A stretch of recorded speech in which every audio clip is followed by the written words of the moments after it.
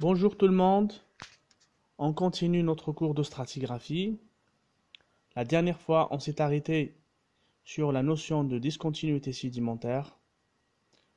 Et aujourd'hui, on arrive à deux autres notions, c'est la transgression et la régression.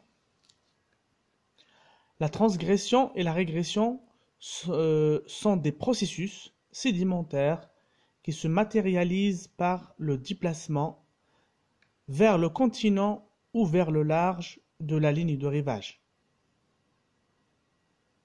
C'est-à-dire,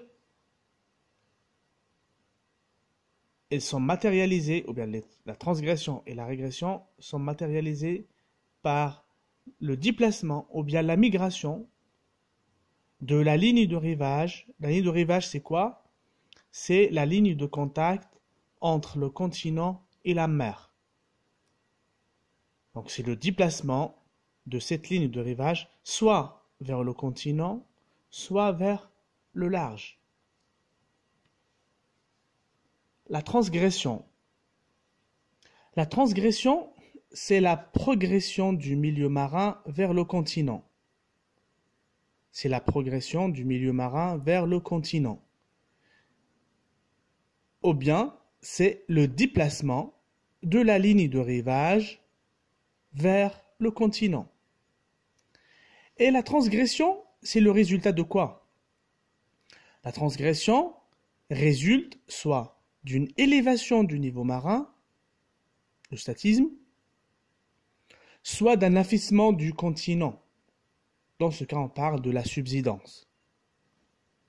Donc la transgression, elle résulte d'une élévation ou bien augmentation du niveau marin, soit d'un affaissement du continent, soit que le continent, elle s'affaisse. Et dans ce cas, on parle de la subsidence. Pour le statisme, on va l'expliquer davantage après. C'est quoi? C'est la variation du niveau marin. C'est la variation du niveau marin. Il peut être élévation comme il peut être diminution. Lorsque je dis eustatisme, c'est soit l'élévation du niveau marin, soit la diminution. Donc c'est la variation du niveau marin. Ok? La régression. La régression, c'est le phénomène inverse de la transgression. C'est l'inverse de la transgression. C'est-à-dire, c'est le retrait de la mer ou bien le recul de la mer ou bien le déplacement de la ligne de rivage vers la mer. Et c'est le résultat de quoi? Soit d'un abaissement du niveau marin, diminution du niveau marin, ou bien la surrection du continent. La ligne de rivage, elle recule vers la mer, soit par la diminution du niveau marin, soit par la surrection ou bien élévation du continent. Donc cette image, elle illustre le phénomène ou bien le processus de transgression. Donc l'étape A, je commence par l'étape A. J'ai la ligne de rivage ici, dans ce point. Et on a dit, la transgression, c'est quoi? C'est la migration ou bien le déplacement de la ligne de rivage vers le continent, c'est-à-dire vers la droite. Donc, regardez ici dans l'étape A. J'ai la ligne de rivage ici, dans cet endroit. Donc, si je veux parler par exemple de cet endroit, donc ici j'ai un milieu qui est comment? Qui est peu profond, C'est pour cela j'ai ici le dépôt des sables. Et ici c'est un milieu qui est moyennement profond. C'est pour cela que j'ai ici le dépôt ou bien la sédimentation des argiles. Et dans cet endroit, on a un milieu plus profond. Et c'est pour cela qu'on a la sédimentation des calcaires. Ok? Maintenant, en passant de l'étape A vers l'étape B, regardez, au début, la ligne de rivage, c'était ici, dans cet endroit. Dans l'étape B, regardez la ligne de rivage, on a la migration ou bien le déplacement de la ligne de rivage vers la droite, c'est-à-dire vers le continent. La même chose en passant de l'étape B vers l'étape C. Toujours la ligne de rivage qui était ici, elle est devenue ici. Toujours, elle migre vers le continent. Et avec cette migration de la ligne de rivage vers le continent, qu'est-ce qu'on a ici? Qu'est-ce qu'on remarque? On remarque tout simplement, si je commence par exemple, si je prends cet endroit qui était au début, comment? C'était un milieu peu profond. Au fur et à mesure que la ligne de rivage se déplace vers le continent, le milieu, elle devient moyennement profond.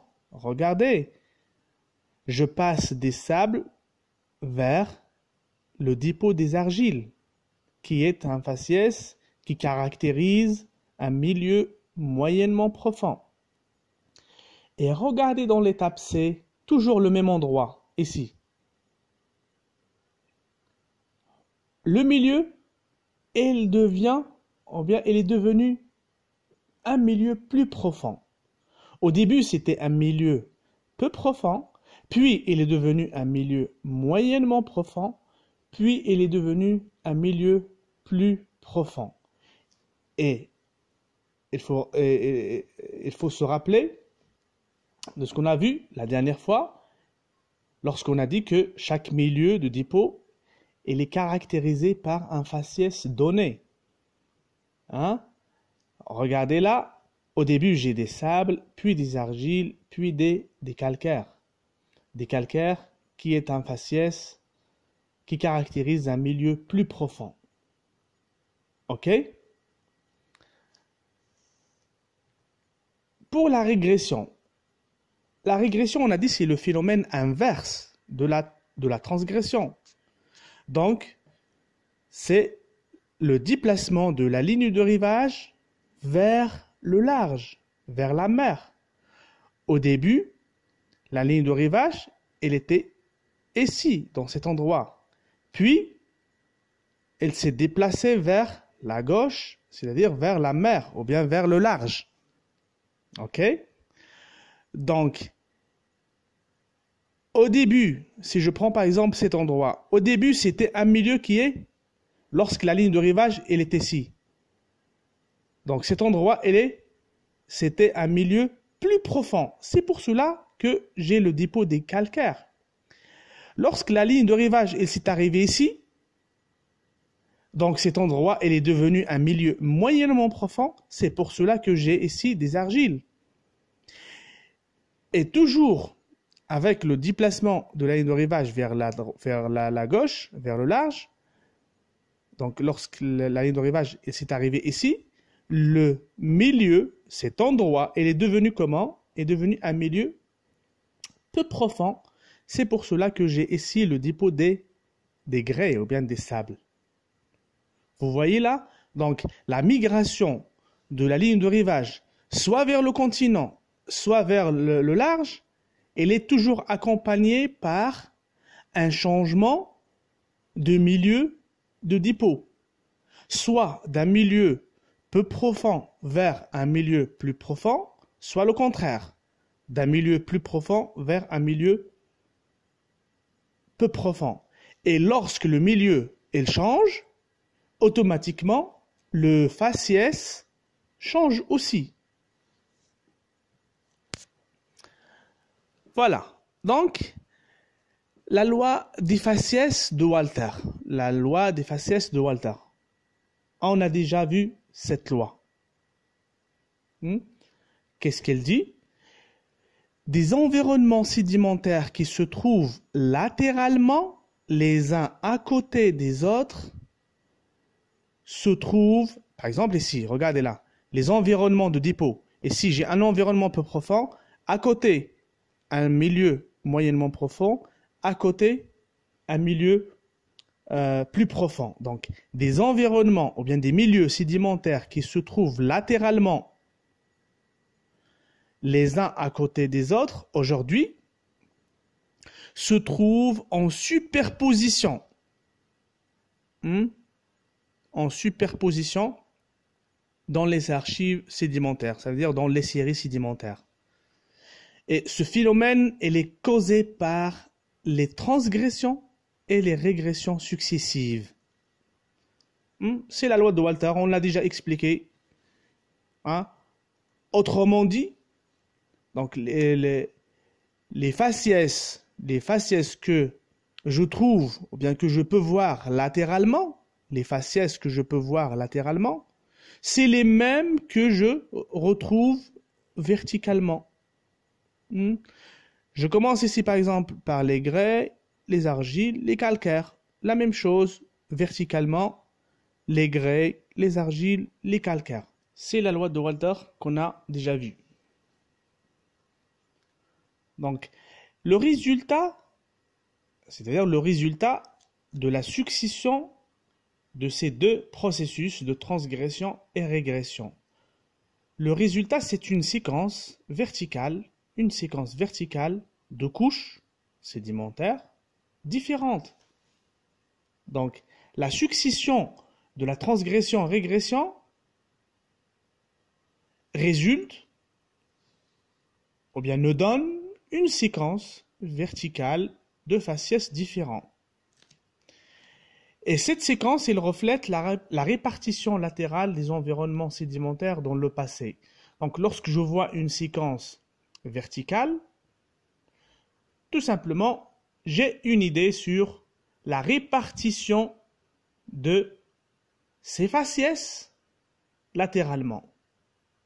Donc, c'est la même succession que je retrouve verticalement, je dois la retrouver latéralement. Et lorsque je parle de faciès, automatiquement, je parle d'un environnement de dépôt. Donc ici, j'ai une variation de faciès. Automatiquement, j'ai une variation de milieu de dépôt. Et cette variation que je vois verticalement, c'est la même que je retrouve latéralement dans le passé. Et donc, on peut avoir une séquence transgressive et une séquence régressive. Donc, la séquence régressive, c'est le résultat de la régression. Et la séquence transgressive, c'est le résultat de la transgression. C'est quoi la différence? Tout simplement, la séquence transgressive, il commence par un faciès peu profond et vers un faciès plus profond. C'est le contraire pour la séquence régressive qui commence par un faciès plus profond et se termine par un faciès peu profond. La biostratigraphie. On a parlé de la lithostratigraphie, maintenant la biostratigraphie. Pour dater une série sédimentaire, le faciès lithologique seul est peu fiable, car peut se répéter dans le temps et est très dépendant du milieu considéré. Donc, pour dater une série sédimentaire, la lithologie, la nature lithologique du faciès, seule, elle est peu fiable. Et il ne peut pas donner, c'est-à-dire des résultats fiables. Pourquoi? Parce que elle peut se répéter dans le temps. Le faciès lithologique peut se répéter dans le temps. On a déjà vu des séries sédimentaires avec des faciès qui se répètent. Par exemple, les marnes qui se répètent dans la série, ou bien les calcaires qui se répètent. Et aussi le faciès, ou bien le faciès lithologique, il dépend du milieu considéré. On a déjà vu ça. Chaque milieu, il est caractérisé par un faciès léthologique donné. Donc, il nous faut un marqueur qui est irréversible dans le temps. Ça veut dire qu'il ne se répète pas dans le temps. D'où l'intérêt de la biostratigraphie. Donc la biostratigraphie, c'est quoi? C'est la discipline, ou bien c'est la science, qui s'intéresse à la description des fossiles que contient une strate. C'est la science qui s'intéresse à la description du contenu fossilifère d'une couche. Donc voilà, on peut dire aussi caractérisation des couches par leur contenu paléontologique. Voilà la définition de la biostratigraphie. La biostratigraphie, il nous renseigne sur l'évolution de ces fossiles dans le temps et aussi dans l'espace, dans leur environnement sédimentaire. La biostratigraphie, il nous renseigne sur l'évolution des fossiles dans le temps et dans l'espace, dans leur environnement, dans leur milieu de sédimentation. La biostratigraphie, elle se base sur quoi? Elle se base sur le principe de l'évolution des espèces. Elle se base sur le principe de l'évolution des espèces. Pourquoi? Tout simplement parce que l'évolution des espèces, c'est un processus qui est continu dans le temps. Hein? C'est un processus qui est continu dans le temps. Et elle est irréversible. Elle ne se répète pas dans le temps. L'évolution, donc par exemple, si on a une évolution d'une espèce vers une autre espèce, automatiquement c'est lorsqu'on a la disparition de la première espèce et l'apparition de la deuxième. Donc, et la première, elle est disparue, donc, et elle ne se répète pas dans le temps. Le domaine d'application de la biostratigraphie, c'est les roches sédimentaires ou bien les terrains sédimentaires. Tout simplement, pourquoi? Parce que c'est dans les roches sédimentaires qu'on peut trouver des fossiles. On ne peut pas trouver des fossiles, par exemple, dans des roches magmatiques. Voilà, donc le domaine d'application de la biostratigraphie, c'est les roches sédimentaires. Les utilisations, pourquoi on utilise la biostratigraphie? Tout simplement pour faire les datations par les fossiles et aussi pour faire les corrélations.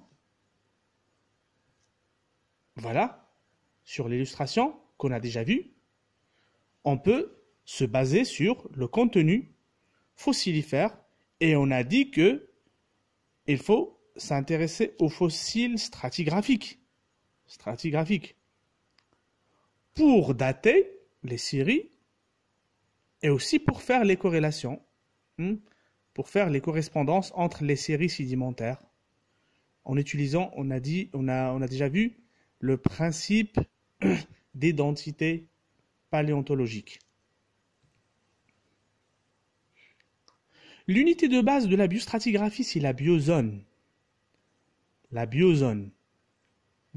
Si vous vous rappelez, pour la lithostratigraphie, on a dit, on découpe la série sédimentaire en unités lithostratigraphiques. Et on a dit que l'unité, ou bien la plus petite unité lithostratigraphique, c'est la couche. Et l'unité de base, c'est la formation. Pour la biostratigraphie, l'unité de base, c'est la biostratigraphie. La même chose, on découpe la série sédimentaire en unités biostratigraphiques et l'unité de base, c'est la biozone. Donc la biozone, c'est quoi? C'est un ensemble de couches où une seule couche correspondant à l'extension verticale et horizontale d'un taxon, espèce caractéristique. Donc la biozone, elle peut être un ensemble de couches, comme elle peut être une seule couche, hein, correspondant à l'extension verticale, c'est l'extension dans le temps, et horizontale dans l'espace d'un taxon. Donc c'est quoi un taxon? Le taxon, c'est un groupe d'organismes qui descendent d'un même ancêtre et qui ont certains caractères communs. Un taxon, c'est un groupe d'organismes qui descendent d'un même ancêtre, même origine, et qui ont des caractères communs. Des exemples: un embranchement. Un embranchement, c'est un taxon. Classe, c'est un taxon. Famille, c'est un taxon. Espèce, c'est un taxon aussi. Donc une espèce, ou bien une espèce, voilà, qui a donc qui contient des organismes. On parle d'une espèce, donc c'est un ensemble d'organismes qui ont le même ancêtre et ils possèdent des caractères communs.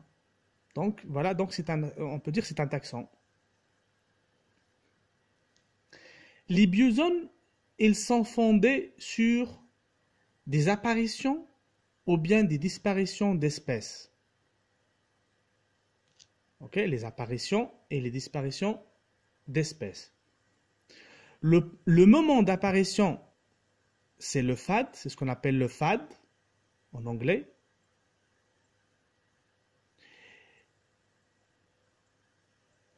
Et le moment de disparition, c'est le lad. Le moment d'apparition, c'est le fad. Et le moment de disparition, c'est le lad. Ok? Donc, sur l'illustration, on parle par exemple de l'espèce A. Le fad de l'espèce A, c'est T1. Et le lad de l'espèce A, c'est T2. Donc, le moment d'apparition de l'espèce A, c'est T1. Et le moment de disparition, c'est T2. La même chose pour l'espèce B.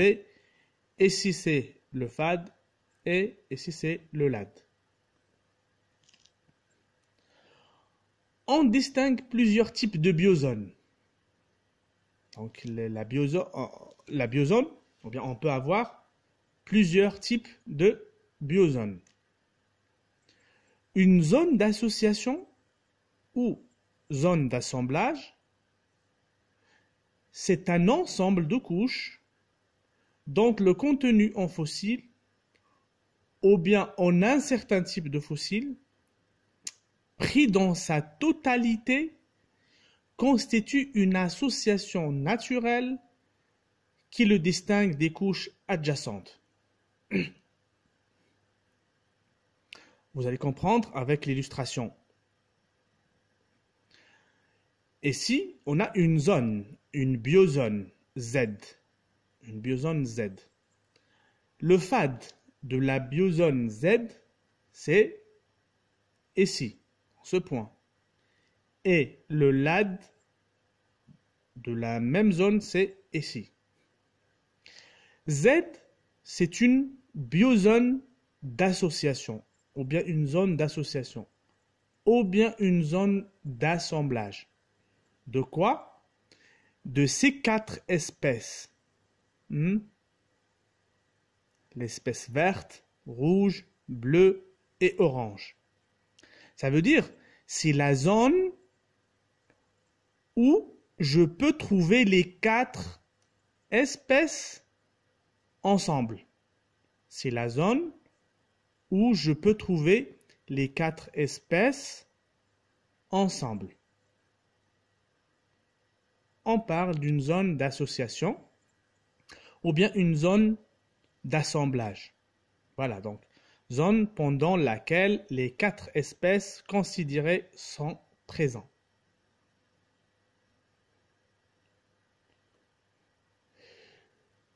une zone d'extension. Zone d'extension. C'est quoi? C'est l'ensemble des couches correspondant à l'extension totale de la présence d'une espèce. Ok? Donc, le mot extension s'étend à la fois horizontalement et verticalement. La même chose sur l'illustration, on a ici la zone, ou bien la biozone Z, on dit la zone ou bien biozone. Et si c'est le FAD de la zone Z, et si c'est le LAD, c'est la zone d'extension de cette espèce orange. Ça veut dire, je parle ici de l'extension totale. Hein? L'apparition, le point d'apparition ici, et ici c'est la disparition. Lorsque je parle d'une zone d'extension, automatiquement je parle d'une seule espèce. C'est pas une seule espèce, d'un seul taxon. D'un seul taxon. Donc ça peut être espèce, ou bien famille, ou bien embranchement. Donc, zone entre la première apparition et la disparition d'une espèce ou bien d'un taxon. Je répète, zone d'extension, c'est la zone entre le point d'apparition et le point de disparition d'un taxon. Ok? Zone d'intervalle. Zone d'intervalle. C'est l'intervalle entre deux horizons biostratigraphiques donnés. C'est une zone entre deux horizons biostratigraphiques donnés. La base ou le sommet d'une telle zone peut être marqué par la première apparition d'un taxon ou bien de la dernière présence d'un autre taxon. Sur l'illustration, j'ai ici une zone ou bien une biozone Z. Et cette zone, elle est caractérisée par quoi? Ou bien elle est marquée par quoi? Ou bien elle est formée par quoi? Tout simplement, c'est la zone entre la disparition de cette espèce bleue et le point ou bien le moment de disparition de l'espèce orange. Z, et si j'ai le point de départ ou bien le FAD de la zone Z, c'est quoi? Elle est marquée par quoi?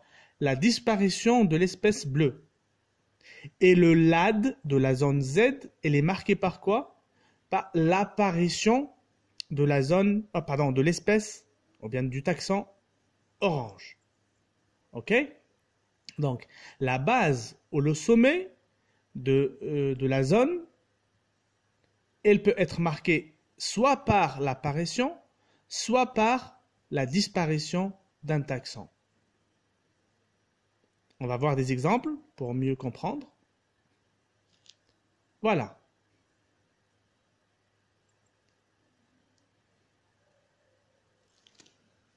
Donc, ça, c'est un exemple de la zone d'association. Donc, ici, c'est le FAD de la zone, et ici, c'est le LAD de la même zone. Et cette zone, elle est caractérisée par quoi? Par la présence de ce taxon, c'est-à-dire les foraminifères planctoniques, ce deuxième taxon, foraminifères benthiques, les ostracodes et les spores.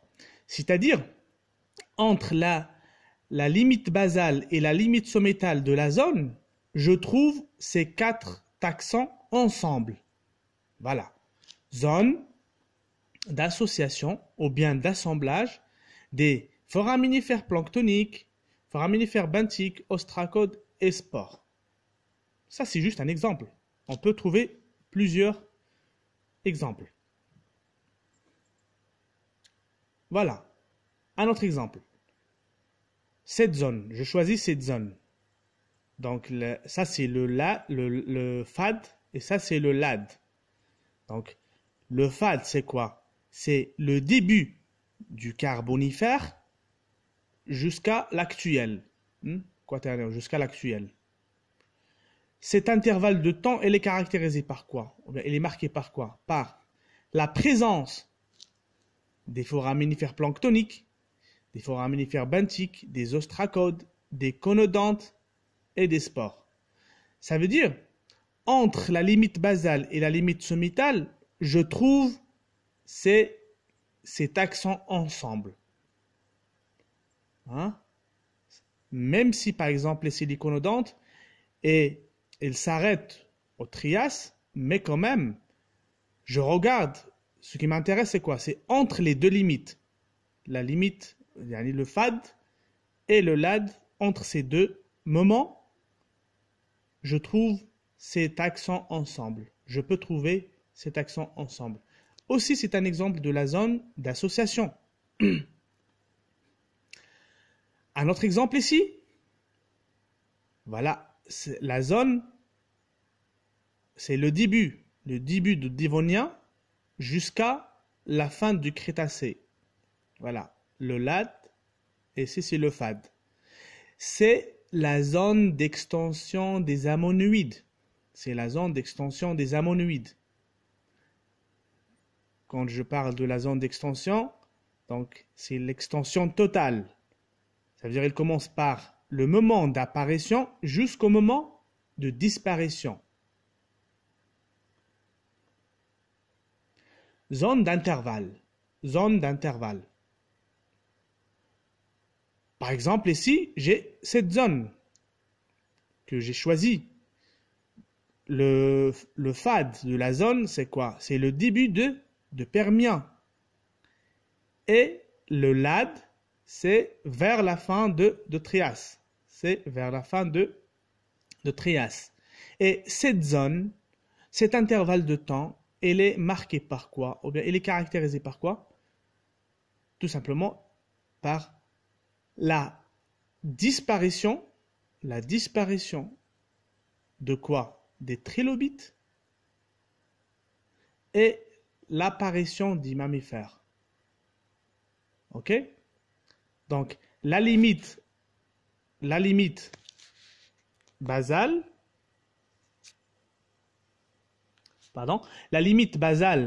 elle est marquée par la disparition des trilobites et la limite sommitale, elle est marquée par l'apparition des mammifères. Vous pouvez trouver dans la bibliographie des expressions telles que zone de distribution partielle. Zone de distribution partielle. Exemple, 2B, 2B. Donc, c'est la zone de distribution partielle de l'espèce B, ou bien du taxon B. 2D, 2D. La même chose, c'est une zone de distribution partielle du taxon D. 2G, 2G, la même chose. Donc, c'est zone de distribution partielle du taxon G. Aussi, zone de distribution concomitante. Zone de distribution concomitante. C'est la même chose avec la zone d'association ou bien la zone d'assemblage. Zone d'association, c'est la zone d'assemblage, c'est la zone de distribution concomitante. Exemple, 2 A, B, D, G. 2 A, B, D et G. C'est une zone d'association du taxon G ou bien de l'espèce G et D et B et A. Donc c'est la zone où je peux trouver ces 4 taxons ensemble. Un autre exemple, 3BE. 3BE. 3BE, donc, on a dit, c'est la zone de distribution concomitante de l'espèce B et E. C'est la zone où je peux trouver ces deux espèces, ces deux taxons ensemble. Aussi, zone de distribution totale. Zone de distribution totale, c'est la même chose avec la zone d'extension. Zone d'extension, c'est la zone de distribution totale. Exemple, la zone 2A. 2A. C'est la zone d'extension ou bien c'est la zone de distribution totale de l'espèce A. Point de départ ou bien le moment d'apparition, ici c'est le moment de disparition. Zone d'intervalle, on a déjà vu. Donc, exemple, 3AF. 3AF. Cette zone, elle est marquée par la disparition de A et l'apparition de F. La même chose, 3DF. 3DF. Distribution de D, pardon, disparition de D et apparition de F. 3GF. 3GF. C'est la zone marquée par la disparition de G et l'apparition de F. Zone d'apogée. Zone d'apogée, c'est quoi? C'est la zone où un taxon a connu un grand développement. Exemple qu'on a ici, c'est la zone AC. AC. Donc, vous voyez là, le taxon, ou bien l'espèce C, elle a commencé ici. Donc l'apparition de l'espèce C, c'est ici. Et la disparition, c'est ici. Mais le moment, bien, la période où cette espèce elle a connu un grand développement, c'est ici. Donc c'est 3C. Maintenant, l'utilisation de ces biozones.